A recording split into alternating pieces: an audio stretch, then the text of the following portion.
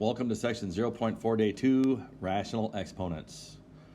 Today's objectives are to simplify expressions in radical form and to simplify expressions in exponential form.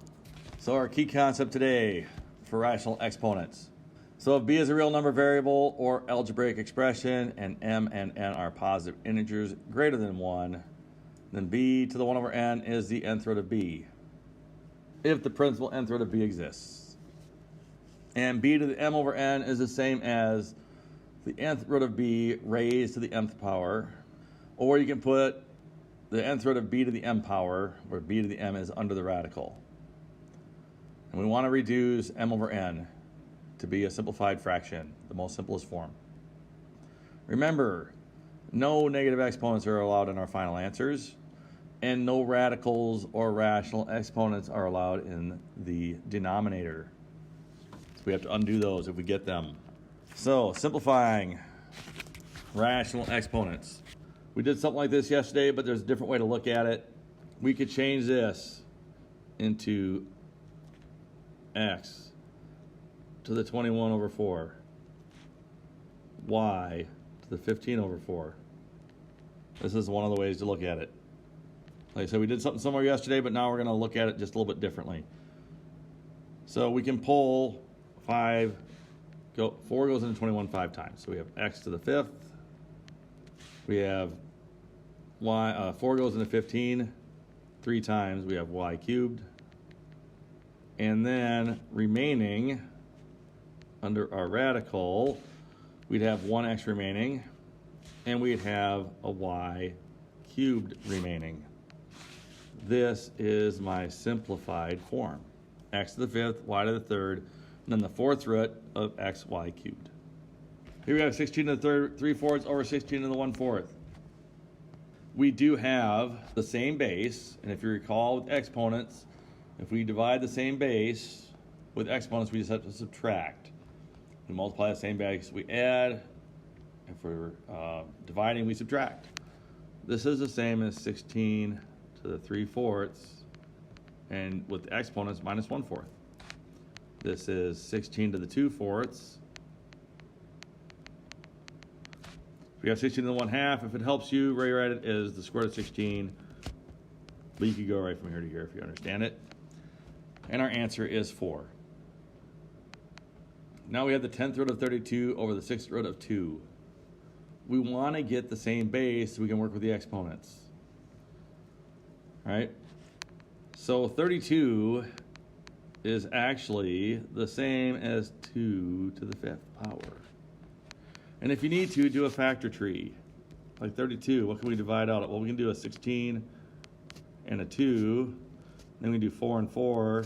The 2's just there. Then we can break these into 2. And we have 5 2's. Then we have the 6th root of 2. This is 2 to the 5 tenths over 2 to the 1/6. This is 2 to the 1/2 over 2 to the 1/6. This is 2 to the 1/2 minus 1/6. Then we need to get a common denominator for our exponents.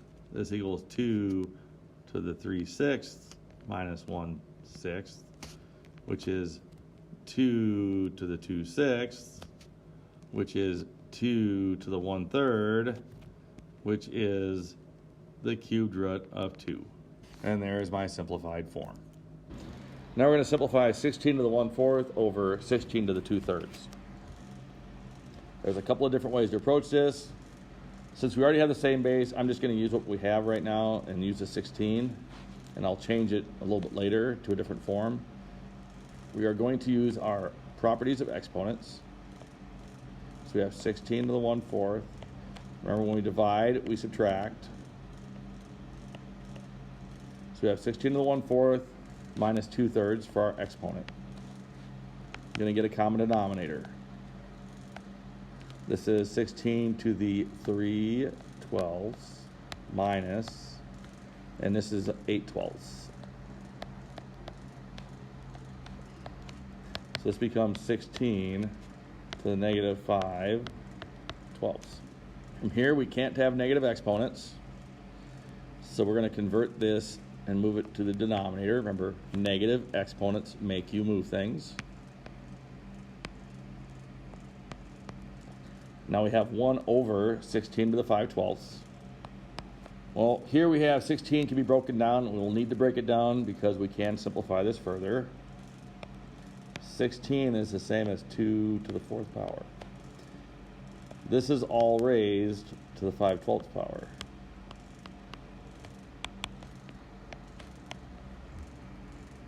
Well, when we do this and you have a power raised to a power, if you recall, you multiply them. So 4 times 5/12 becomes 20 over 12. And 20 over 12 will simplify to 5/3.